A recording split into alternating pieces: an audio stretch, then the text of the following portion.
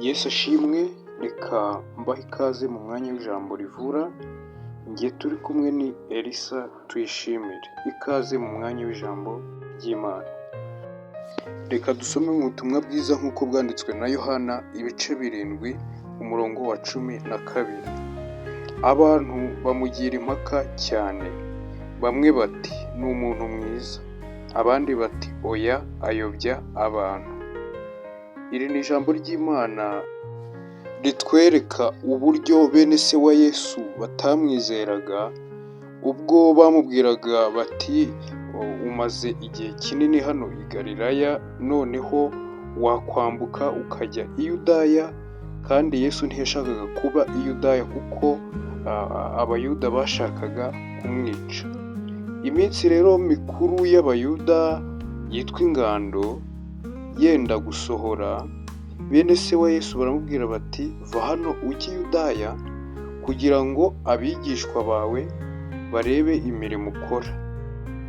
Bati kuko nta wakora imirimo cyangwa se ngo ashake kumenyekana mu rwihisho.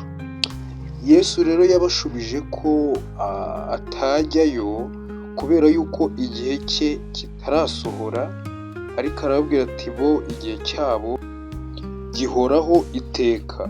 Arongera arababwira ati ab'isi ntibabasha kubanga, ariko Yesu we baramwanga bitewe n'uko abahamya, agahamya ibyabo ndetse imirimo yabo mibi akayigaragaza nk'uko iri.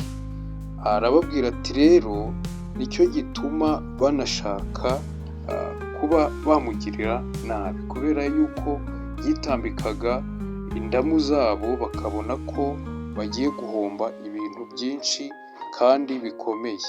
Kubera yuko rero iri jambo ry'Imana rimanutse kandi rirabasha gukora icyo Imana ritumye mu mitima yacu, ngo abantu bagiye impaka kuri Yesu cyane. Bamwe baravuga bati uyu muntu ni umuntu mwiza, abandi bati oya ayobya abantu.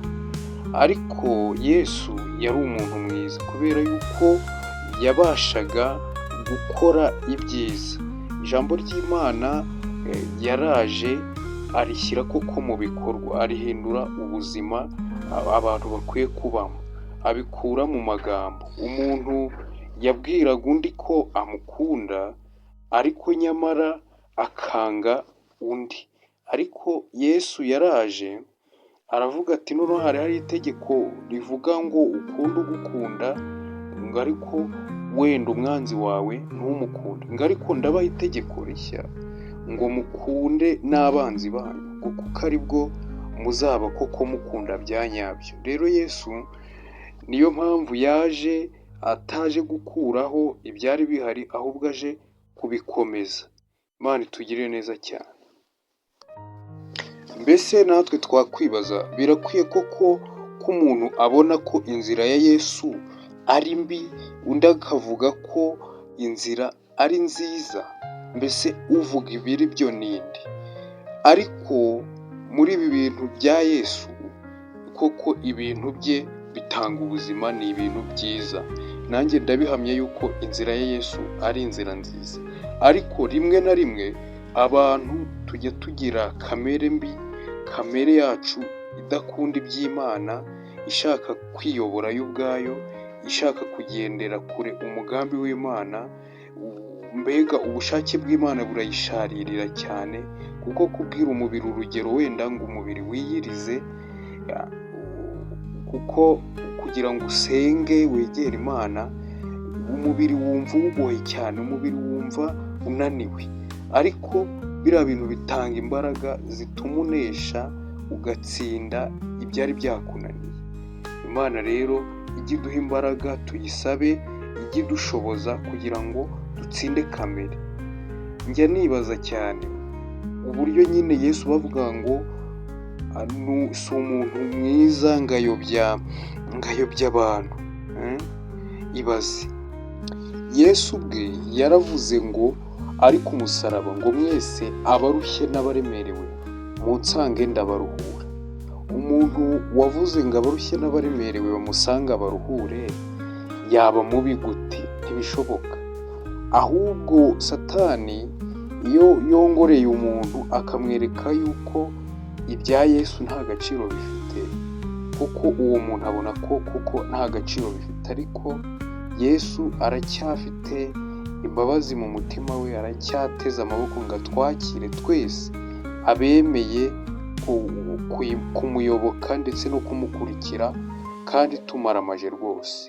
Iyi si iragenda ikura abantu mu byizerwa, ikagenda ibereka ko agakiza mu bintu abantu bapanga, ukabona ntabwo bari gupanga ibindi byose, ariko bibagiwe ko ari abakristo. Ariko biba bikemangwa gupanga ibintu byose, noneho ukibagirwa ko uri umukristo,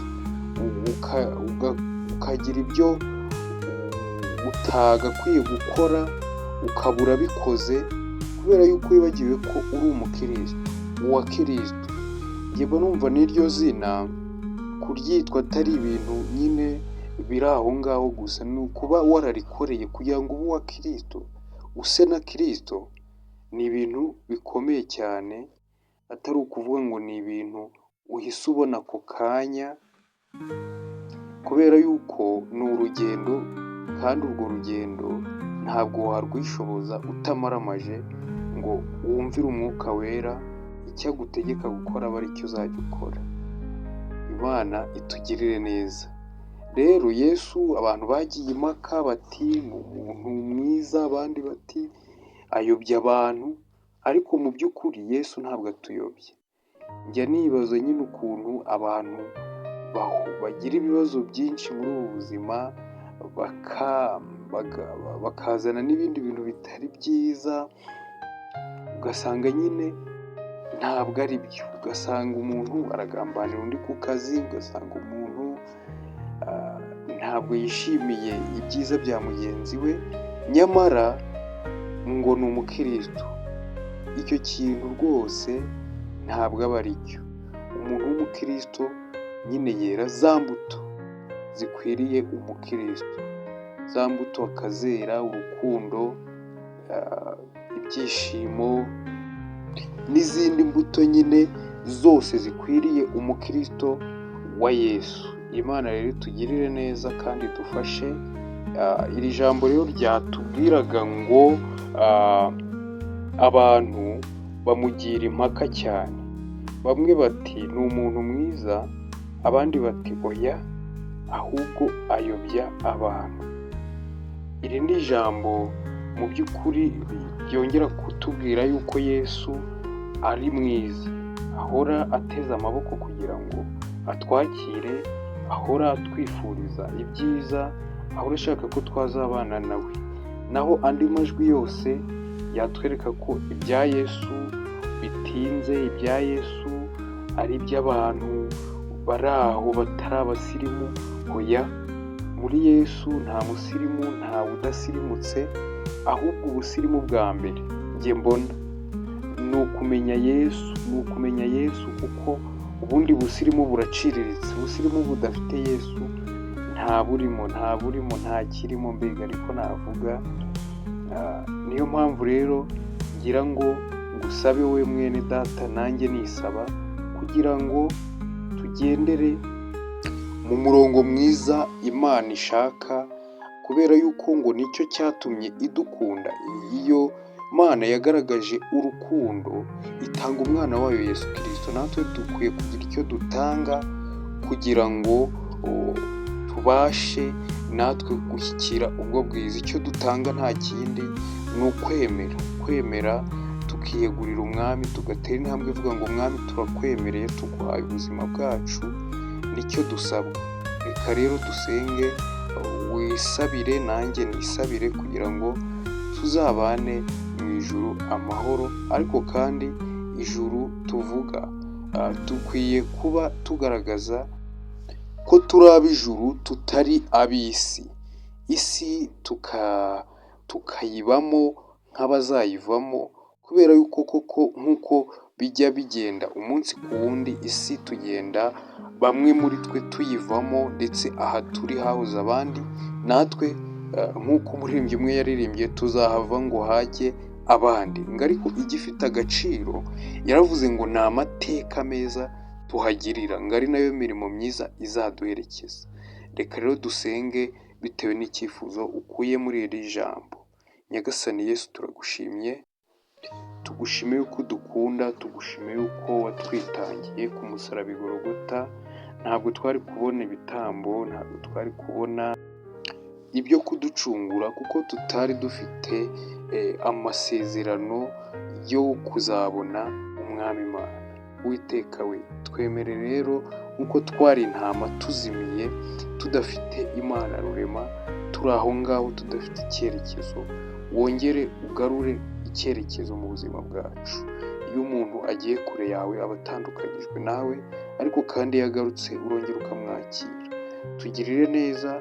Hari ijambo nyine twumvaga Uwiteka ritubwiye ngo abantu bakugiyeho impaka, baravuga ngo uri umuntu mwiza, abandi baravuga ngo oya uyobya abantu, baravuga ngo nturi mwiza, ariko twebwe turabihamya yuko uri Imana nziza, uri rubasha, urashoboye, uhoraho, ufite imbaraga nyinshi zo gukiza umuntu wese ukwizeye kandi ukwiringiye, ukazamugeza iwawe amahoro.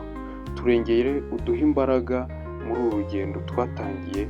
Ntabwo turi twenyine, ahubwo turi kumwe. Uturwanirire ku rugamba urwo ari rwo rwose twaba dufite. Uturengere, twebwe turakwemera, ntabwo duteze kutakwizera, ahubwo tuzakomeza tukwizere kuko utabeshya. Uri Imana yacu, uri umurengezi wacu. Urakoze mu izina rya Yesu Kristo. Amen.